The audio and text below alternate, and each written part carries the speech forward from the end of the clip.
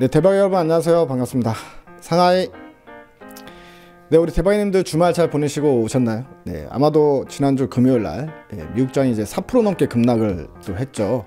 안 그래도 저점인데 거기서 또 4% 또 추가 급락이 나오다 보니까 아마 이제 이 시장 걱정에, 장 걱정에 주말을 좀 불편하게 지내신 우리 대박이님도 좀 있으셨을 것 같은데, 그래도 장중에 끌어올리면서 오늘 시장 상당히 양호하게 마무리가 됐죠. 아마도 오늘 중국장이 휴장이라서 열리진 않았지만 중국 시장에서 이제 상하이 봉쇄의 끝이 보인다. 이제 10,000명 아래로 이제 확진자가 이제 줄어들면서 봉쇄가 풀린다, 이런 소식이 좀 나왔었거든요. 오전 장 출발 전부터. 그래서 아마 이 소식 때문에 오늘 시장이 조금 이제 그래도 뭐 장중에는 반등이 나오면서 마감되지 않았나, 좀 이렇게 좀 생각을 해봅니다. 자, 그리고 주말 동안에 또 우려스러운 소식들이 좀 있긴 있었어요. 이 전쟁과 관련해 가지고 이제 러시아가 이제 핵전쟁 이야기들이 슬슬 나오기 시작하고 있고요. 그다음에 이제 뭐 군사 작전이 아니라 이제 대규모 전쟁, 전면전을 이제 선포할 가능성도 제기가 되고 있고, 그리고 이제 나토를 향해서도 지금 현재 이제 우크라이나의 미국과 나토 국가들이, 유럽 국가들이 이제 전쟁 무기를 지원하는 거에 대해서 이제 이 반기를 들기 시작했다. 그러면서 이제 전쟁 이야기는 이제 좀 왕안나가 되는 게 아니라 또다시 다음 단계로 좀 더 이제 심화되는 단계로 이제 갈 수 있다라는 우려감들도 좀 나오고 있습니다. 뭐 이래저래 아직까지도 시장은 이제 불확실성에 이제 휩싸여 있는 상황이긴 한데요. 일단 미국장 같은 경우도 제 생각엔 그래요. 지난번에도 말씀드렸다시피 일단은 떨어지면 이제 오히려 이제 반등의 기회로 좀 봐야 될 것 같고, 시장이 올라가면 오히려 이제 비중 축소의 기회로 봐야 될 것 같다. 그러니까 역발상으로 이제 우리가 생각을 해야 될 것 같다, 이렇게 말씀을 드리고 있는 와중인데, 이제 미국장 같은 경우도 이제 내일 FOMC 결과가 나옵니다. 그래서 화요일 날 FOMC 결과가 나왔는데 0.5bp 인상이 되잖아요. 그러면 일단 불확실성 해소로 오히려 주가는 반등이 나올 것 같다. 그러니까 금리 인상 전에 주가가 미리 빠지고 금리 인상 한 이후에는 불확실성 해소라고 하면서 이제 주가가 반등이 나올 수 있는 여지가 있기 때문에 오히려 나스닥도 주후반으로 갈수록 오히려 반등에 대한 기대감을 좀 키우지 않겠냐, 뭐 이렇게 좀 개인적인 좀 생각을 좀 해봅니다. 자, 근데 여기서 한번 생각해 봐야 될 부분이, 이제 나스닥이 저점을 찍고 반등이 나올 때 있죠.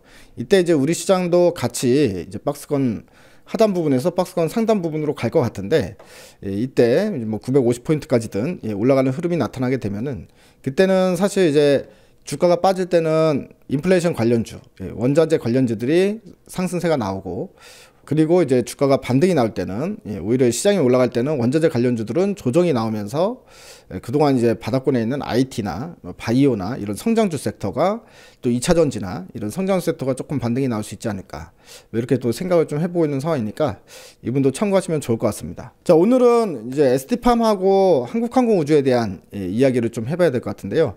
ST팜 같은 경우에는 실적 발표 이후에 또 이제 증권사가 뭐 이제 복수의 증권사가 한 4군데에서 연달아서 이제 추천 리포트가 나왔다.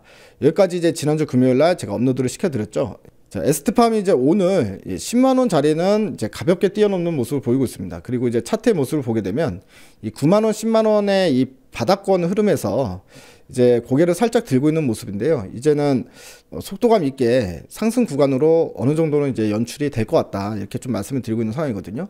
근데 오늘 딱 모양을 만들어 놨습니다. 그래서 이번 주는 일단 기본적으로 한번 11만원, 12만원까지 랠리를 한번 보여줄 수 있는 그런 어떤 기회가 되지 않겠냐, 이런 생각을 좀 하고 있고요. 일단 오늘 5%대 강한 상승세가 나타났는데 바닥권에서, 물론 아직 거래량이 본격적으로 실리고 있는 모습은 아닙니다. 그래서 확신할 수 있는 상황은 아니지만, 이제 매수세가 들어오면 매물이 나오기 시작하죠. 물려있는 매물들이 나오기 시작하고, 만약에 이제 매수세가 강하게 들어오면서 이 매물대를 소화를 하면서 끌어올린다 라고 할 때는 점차 갈수록 거래량이 동반이 될 가능성이 상당히 커집니다. 일단 기본적으로 제가 봤을 땐 11만원 자리 있죠. 여기서도 매물이 한 차례 나올 것 같아요. 여기서 한번 걸린 자리였기 때문에 11만원 이제 본전 매물이 나오기 시작하면, 손실 봤다가 이제 본전 올랐을 때 나오는 이 본전 매물 있죠. 이런 것들 나오기 시작하면 이제 여기서 이 본전 매물이 나오는 거를 누군가가 다 받아내면서 이제 끌어올려줄 수 있느냐. 그게 이제 단기적으로 우리가 주가 흐름을 볼 때 중요 포인트로 보고 일단 보면 될 것 같고요. 일단은 11만원까지는 좀 금방 끌어올릴 수 있을 것 같다 싶은 생각이 듭니다. 이 부분 참고하면서 보시면 좋을 것 같고요. 그리고 또 이제 시가총액 뭐 향후 몇 년 안에 10조 정도까지는 가야 되지 않겠냐라고 얘기하면서 이제 작년에 꾸준히 말씀드렸던 종목이죠. 한국항공우주인데 한국항공우주도 이제 저점에서 상당히 빠르게 계속해서 매달마다 꾸역꾸역 올라가기 시작하더니 오늘 또 고점에서 또 강하게 치고 올리면서 6%대 급등이 나오면서 상승 마감을 하는 모습이었는데요.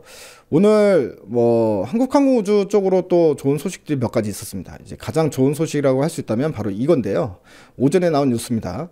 콜롬비아가 차세대 훈련기로 한국항공우주의 TA-50하고 FA-50을 선정했다라는 소식이 나왔습니다. 20대 정도 구매할 것 같고 약 7,600원 규모의 수출이 될 것 같다라는 소식이 나왔습니다. 돈에 관련된 소식이 이제 가장 주가에 가장 큰 모멘텀으로 작용할 수밖에 없습니다. 네, 최근에 한국항공우주는 여러분도 아시다시피 이제 위드 코로나로 전 세계가 가고 있잖아요. 중국을 제외한. 그러면서 여행도 이제 재개가 되고 있고, 뭐 들려오는 소식 보면은 여행이 이제 뭐 거의 엄청나게 이제 여행을 가고 싶었던 이 수요가 몰려들고 있다. 그러면서 여행 수요가 지금 뭐 여행 상품이 나오면은 뭐 바로 이제 동나버리고 뭐 이런 상황이 나오고 있다라는 소식을 우리가 계속 접하고 있죠. 근데 이제 여행이 재개가 되면 일단 기본적으로 이제 항공기 조립, 그 다음에 부품, 정비, 이쪽에 이제 수요가 늘어날 수밖에 없죠. 그리고 일단 보잉이나 에어버스 같은 경우도 실적 턴어라운드가 당연히 예견이 되는 상황이기 때문에 이런 부분에 있어서 우리 한국항공우주도 캐시카우 하고 있는 여객기 부분에 있어서의 이제 매출이 올라올 수 있는 부분이 여지가 생긴 거고요. 거기에 이제 전투기 사업까지 잘 되고 있다.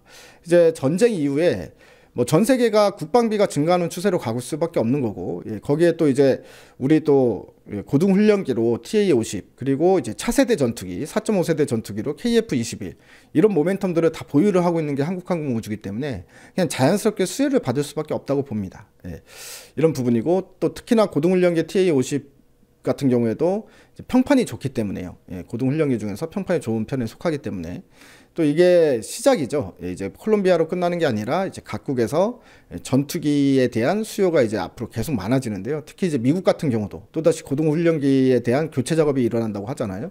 이런 부분에서 충분히 낙찰당할 가능성이 큰 상황이니까 뭐 미국뿐만이 아니라 뭐 선진국들 그리고 동남아시아 뭐 이제 제3세계 국가들까지도 전투기 구매가 이제 계속해서 커지고 있는 부분에 이제 수혜다 이렇게 볼 수 있을 것 같습니다.